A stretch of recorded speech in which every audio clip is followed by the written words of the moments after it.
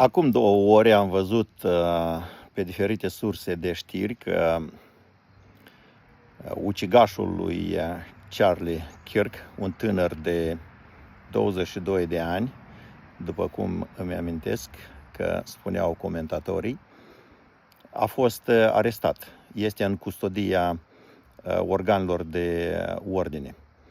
Acum, ziceau, chiar și președintele Trump a zis că unul din persoanele care a contactat organele de ordine, FBI-ul, e o față bisericească, e un lucrător, un slujitor al bisericii. Acum, cineva m-a întrebat dacă e corect ca un slujitor bisericesc să divulge informația care a primit-o, chiar dacă este de așa natură.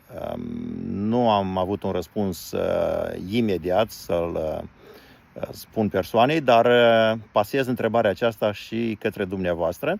Puteți să comentați mai jos ce părere aveți dacă unui lucrător bisericesc, unei persoane bisericești, unei fețe bisericești îi se face, îi se aduce informație care nu mai știe nimeni, secretul în cauză, dacă el are responsabilitatea și dreptul din punct de vedere și al Bibliei, al Sfintelor Scripturi, dar și moral, să meargă și să divulge acea informație forțelor de ordine sau, cum ar fi în cazul dat, organelor care se ocupă de cercetare a acestui omor. Puneți un comentariu dedesubt și continuăm discuția. Mulțumesc frumos!